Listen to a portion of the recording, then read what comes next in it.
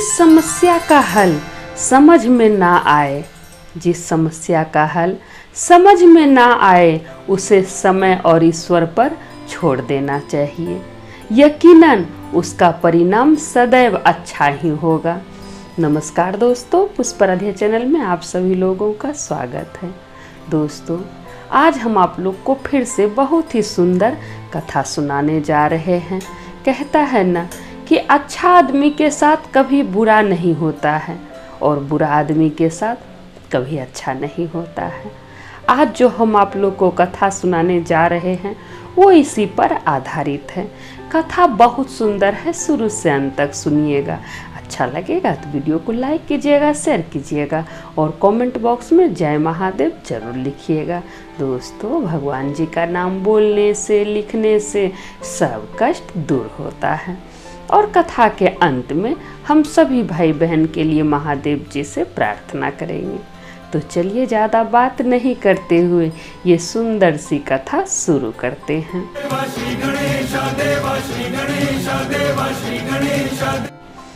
किसी गांव में एक किसान का परिवार रहता था। परिवार में उसकी पत्नी, उसकी बेटी और उसका बेटा रहता था। किसान नहीं था, किसान का देहांत हो गया था, वो मर गया था। तो उसकी घर की जिम्मेदारी उसी के लड़का के ऊपर था। लड़की जवान थी, किसान की बेटी जो थी वो शादी के योग्य थी। तो घर का सारा जिम्मेदारी किसान के लड़का पे था। किसान का लड़का हमेशा चिंता करते रहता कि पता नहीं बहन की शादी हम कैसे करेंगे, मेरे पास तो उतना धन दौलत नहीं है, हम कहाँ से दहेज दे पाएंगे, कैसे शादी कर पाएंगे, पिताजी तो है नहीं, सारा जिम्मेदारी मेरे ऊपर है और मेरे पास कुछ नहीं है। वो परमात्मा से सदैव प्रार्थना करते रहता कि प्रभु आप ही कोई रास्ता दिखाइए, हम तो मेहनत करते ही हैं, आप ही कोई रास्ता दिखाइए।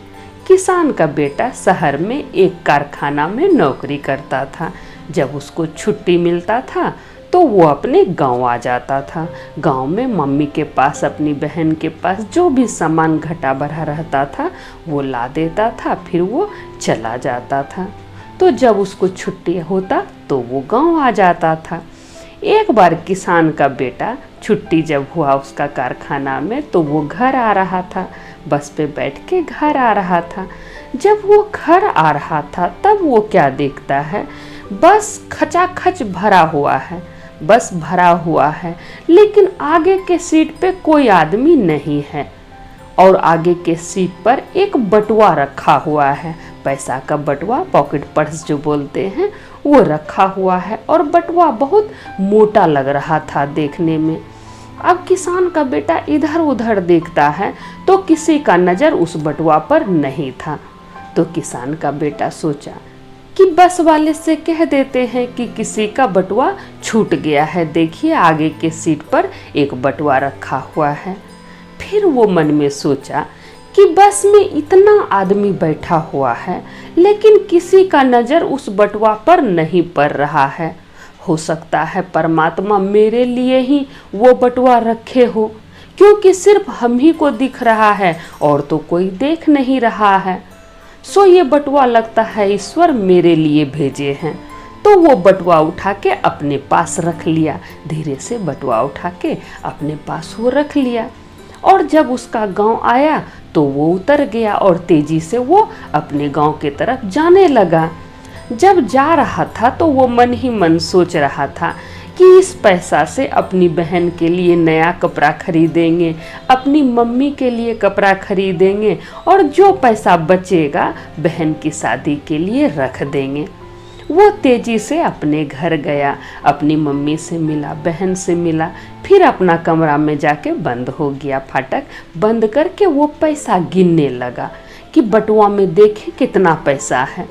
जब पैसा गिना तो देखता है कि उसमें 20,000 रुपया है। बटुआ में 20,000 रुपया था और बटुआ में आधार कार्ड था, पैन कार्ड था, वोटर आईडी कार्ड था। तब किसान का बेटा सोचा कि ये पैन कार्ड, आधार कार्ड, वोटर कार्ड ये सब तो मेरे किसी काम का है नहीं, हमको तो सिर्फ पैसा से मतलब है। तो वो पैसा रख लिया और वो तीनों कार्ड फेंक दिया, रूम के कोना में वो फेंक दिया। और रात हुआ तो वो सोने के लिए चला गया, खा पी के सोने के लिए गया। जब वो सोया, जब आधा रात हुआ, तब उसको ऐसा लगा कि कोई उसके पास आया सपना में।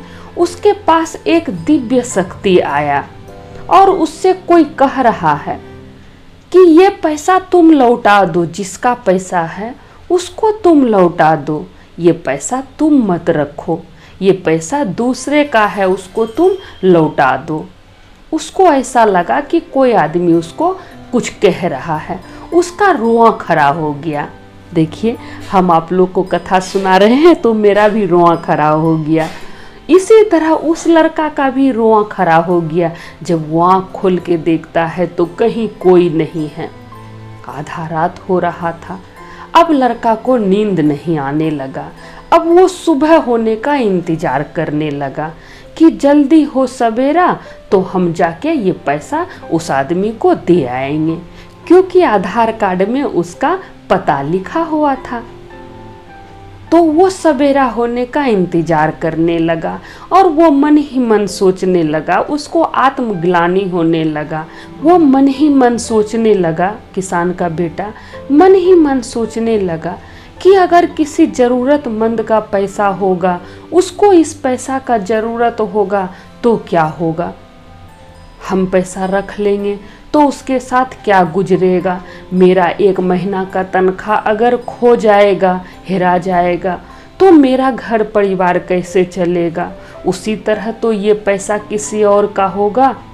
अब उसको नींद नहीं आने लगा। वो छटपट करने लगा कि हो जल्दी सवेरा, हम ये पता पर जाके उसको पैसा दे आएंगे। आधार कार्ड पे जो पता था उस पता पे हम पैसा पहुंचा देंगे। और जैसे सुबह हुआ, वो सबसे पहले वो कोना से वोटर कार्ड, पैन कार्ड, आधार कार्ड निकाला जहाँ वो फेंक दिया था। फिर उसमें पता लिखा हुआ था। वो पता पर किसान का बेटा पहुँच गया। जहाँ का वो पता था वो पता पर पहुँच गया।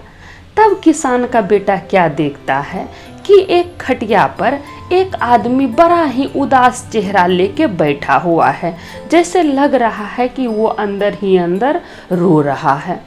वो अंदर ही अंदर रो रहा है, उसको ऐसा लगा। तब किसान का बेटा उसके पास गया और पूछा कि आपका बस में बटुआ खो गया है क्या। तब वो आदमी बोला, हाँ मेरा बटुआ खो गया है, लेकिन कहाँ खोया है हमको पता नहीं है। मेरे बटुआ में 20,000 रुपया है। मेरी पत्नी का आज ऑपरेशन होने वाला है, लेकिन पैसा के वजह से लगता है ऑपरेशन नहीं हो पाएगा। मेरा बटुआ खो गया है। अगर आज मेरी पत्नी का ऑपरेशन नहीं होगा तो मेरी पत्नी मर जाएगी, और अगर मेरी पत्नी मर गई तो हम भी उसके बिना जिंदा नहीं रह पाएंगे। तब किसान का बेटा बटुआ निकाल के उसको दिया और बोला कि यही बटुआ आपका है। तो वो आदमी तुरंत बटुआ लिया और बटुआ खोल के पैसा देखा, पैसा गिनने लगा। देखता है 20,000 रुपया है। फिर अपना Aadhaar card, PAN card, voter card सब देखा तो देखता है कि सब कुछ बटुआ में है। अब उसके खुशी का ठिकाना नहीं रहा, उस आदमी के खुशी का ठिकाना नहीं रहा।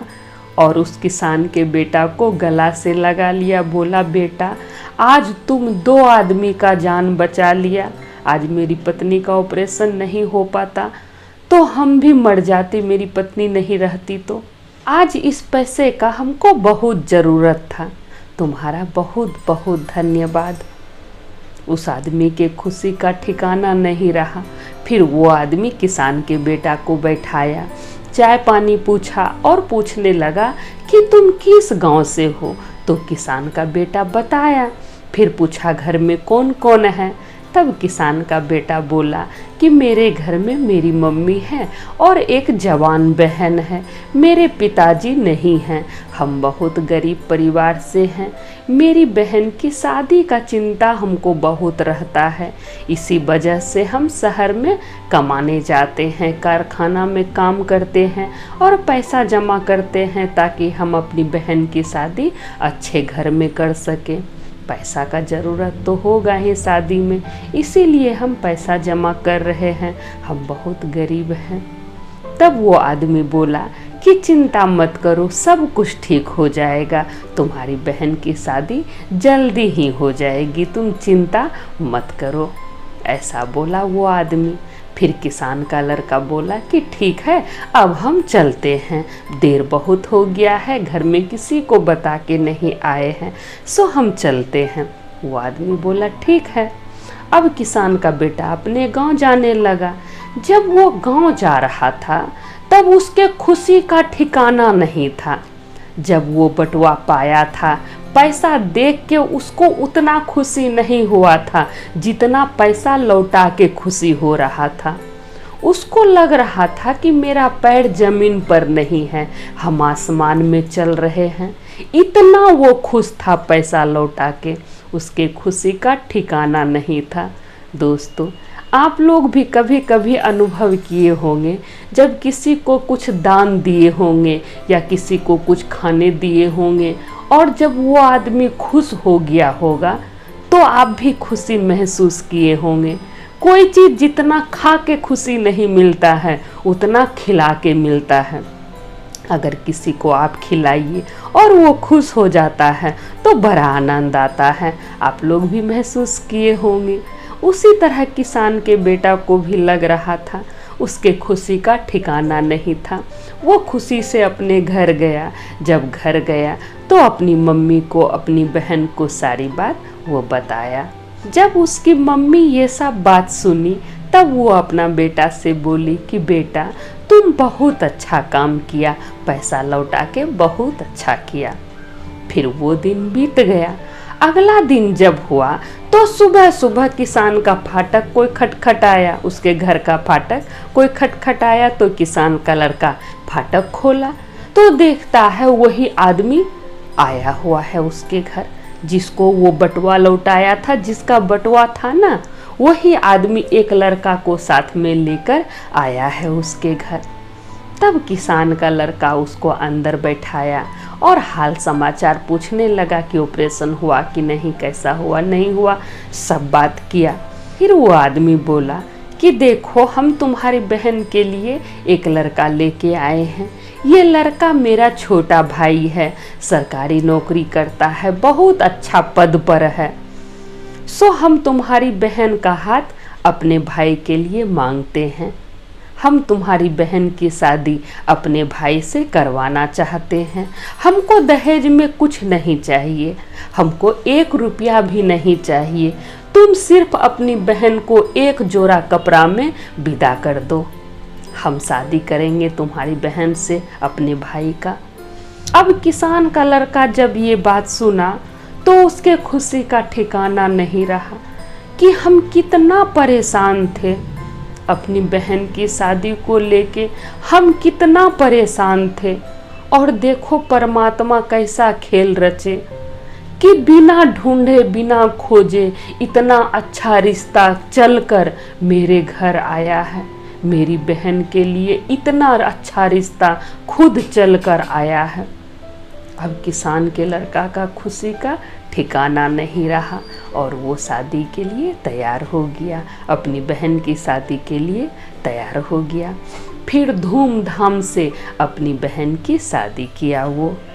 तो दोस्तों, इसीलिए कहते हैं कि अच्छा आदमी के साथ कभी बुरा नहीं होता है और बुरा आदमी के साथ कभी अच्छा नहीं होता है। आप लोग एक भजन भी सुने होंगे कि ये मत कहो प्रभु से मेरी मुश्किलें बड़ी है, इन मुश्किलों से कह दो मेरा प्रभु बड़ा है। तो मुश्किल से कहिए कि मेरा प्रभु सबसे बड़ा है, तुमसे भी बड़ा है। तो दोस्तों, आशा करते हैं ये कथा आप लोग को अच्छा लगा होगा।